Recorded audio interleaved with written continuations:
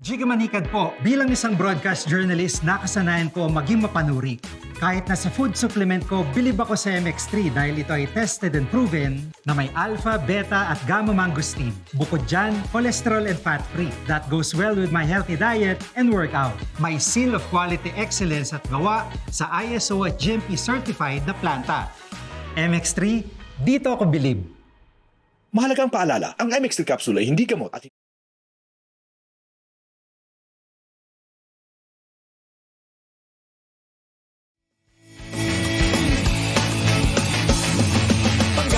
Energy kaibigan mo, Pangga. Energy ang numero uno. Agad pumalo na at isigaw mo. Same, pero iba. Pag sabihin radyo, sabihin mo Energy. Cheers, miss! Chabakalita! With Tita Cora and Kapitana Sisa. Same, pero iba. We are number 106.7 Energy FM. Panggawag mong sabihing radyo. Sabihin mo. Yan, di ba na nakakaloka? Siyempre sa lahat ng mga kabubukas pa lamang ng kanilang mga radyo. Ako po si Kapitana Sisa. At ako naman po si Tita Cora. At ito na ang Baklita sa Woo Woo Woo! Diba? Happy Pride Month, Mare. Happy Pride Month. At Ang ganda ng talagang color mo. Ang peg ko ngayon ay Senadora Sisa. Sisa Hontiveros. Oh. Sisa Hontiveros ang peg ko for today's video. Diba? Hello po, happy Pride sa lahat ng ating mga kapatid mula sa LGBTQIA+. Anong cute? LGBT cucumber. Ay, yung mga nagka-cucumber. Ay, hindi. Kasi nga dito. Hindi kung saan-saan ginagamit ang cute. Hoy, hindi ka mag-cucumber kung saan-saan. Ay, di sige. Para lakihan natin na upo. Pero bago ang lahat, gusto ko muna batiin, of course, ang belated happy birthday. Si Ellen Lazaga Gandiongco. Ay, asawa yan ni Chokoy Gandiongco na lagi nakatutok sa Baklita. Maraming salamat and belated happy birthday. Ay, batiin ko lang din na nakiki-eksena sa vlog ko na si Farah de Lume. Correct, diba? Si Dora, diba? Gusto mo yan yung bigla kong Bigla kang bumaba sa kalangitan. Ay, anghel ka. Nag-iisang Diyosa. Why? Bumagsak sa Diba? lupa. Tama. Nang lumagapak, gano'n. Nauna ang mukha. Uy, hello pa rin po po. sa lahat ng ating mga panggano nakatutok sa atin. Of course, sa Mega Manila, ayan, dyan sa may Bulacan area. Of course, sa may Bacoor, Cavite. Yes. Hello po sa inyong lahat dyan. At syempre, batiin din natin ang mga masugid natin tagapakinig dyan sa may Paliparan, Dasmariñas, Cavite. Uy, anong meron sa Paliparan? Papalipad ng mga lalaki. Ay, speaking of lalaki, binabati ko si Vincent Carlo. Ay, hi. Si Teacher Vincent Carlo ng San Juan, Batangas. Ay, hello po, teacher. Yes. Turuan niyo po ako. Ay, nang alo. Paano mag-behave. Ay! Hindi, magtuturo sa'yo Downtown ko when we study hard.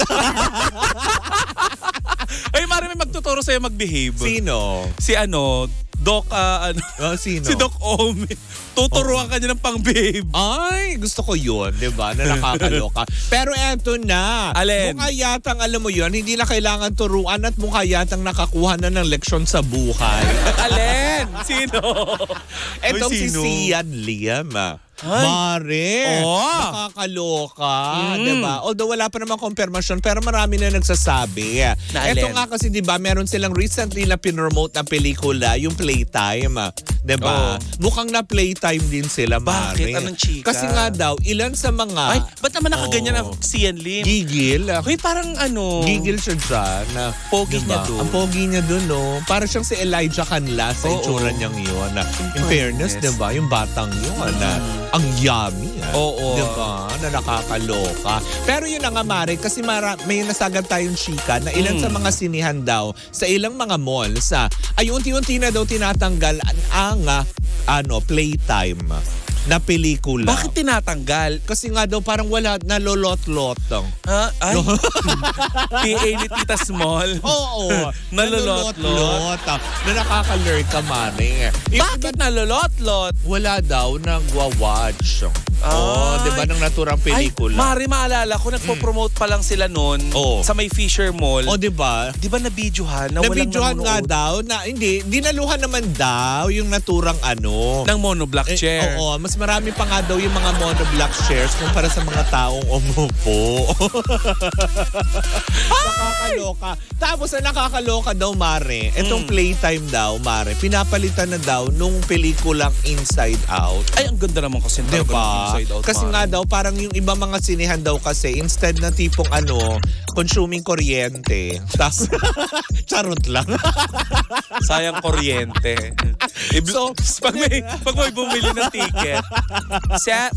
Actually, Mari, totoo yan. Oo. Kasi bilang bilang kawani tayo ng MTRCB. Deputy. Oo. Pag nagpupunta tayo sa mga sinihan, syempre, papasok tayo ng sinihan Oo. para mag-review ng movies. Correct. Kailangan muna natin maghintay ng mga kasabay. Diba? Hindi ka na nila papapasukin sa sine. Oo. Diyan sa may Santa Maria, may isang mall dyan sa Santa Maria, Bulacan, Oo. na may isang pelikula na isang beses lang nila i-play sa isang araw. Oo, diba? Kasi sayang nga naman ang kuryente. Pero tsaka at the same time, diba? Kasi hindi rin siya masyadong tinatangkilik. Tapos ang chika pang nasagap ko, Mare. Meron daw isang mola daw, dahil chismis lang naman ito.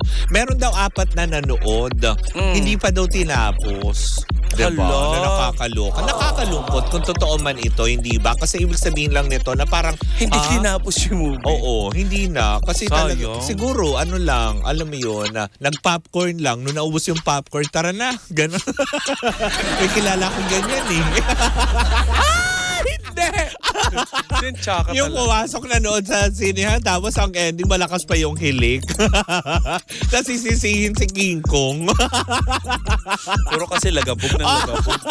Buringot ako. Tapos sisisihin si King Kong kung bakit maingay. Huwag ka kasi maggaya magsine kapag tanghali, siesta yun. Di ba yung mga ganong aspeto? Pero yun na nga, di ba? Nakakalungkot pa isipin na kahit papaano, di ba, na, di ba, for a comeback nitong si Sian Lim. Teka, natatawa ko, napaka-intrusive talaga ng utak ko. Bakit? Kesa ganun, tanggalin sa sinihan, bakit na lang hindi pagbibili ka ng Uy, pang business-wise naman kasi yun. Kumbaga kaya nga parang, business pa din. Hindi, business kasi. Kasi rather than matenga naman ng buong araw, palitan kung saan pwedeng kumita. Hindi pwede naman silang kumita yung mga cinema na yan. So, nang hindi na playtime sila, Pagbibili- pinalitan ng cartoons. Pag bibili ka ng ticket, sir, open mo yung Bluetooth.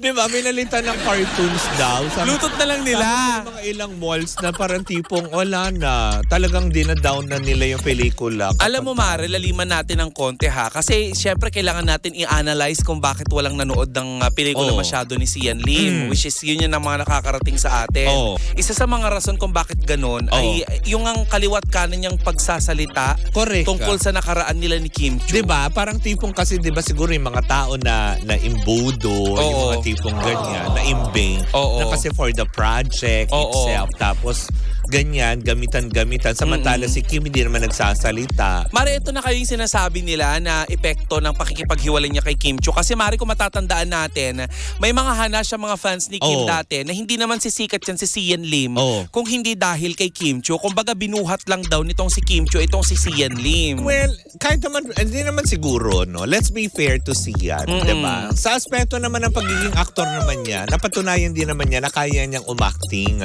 diba? Na kaya din niyang kumanta, diba? Very talented naman yung tao. Yun nga lang siguro sa aspeto na yun na yung sinasabing for publicity, for yung mga tipong issue na kailangan gamitin, maaring hindi na, alam mo yun, na kumbaga parang sumang-ayon Oo. dahil doon sa pelikulang kanilang pinopromote, diba? Hindi na kinagat ng taong bayan. Correct, diba? Kasama niya doon sila Kuling Garcia, diba? Tsaka Sayang sila kasi Sanya parang ang tagal Lopez. hindi nagkaroon ng movie ni Kulin. Tsaka si Faye Lorenzo kasama din Ay, doon. nako. Na parang nakakasad para doon sa ibang mga co-stars, lalo pa yung iba nagre-return of the comeback, diba? Tapos, diba, maririnig natin tong balita na ito, diba? Sana naman din, supportahan pa din naman natin. Wag naman natin basta lang yung tipong canceled issue.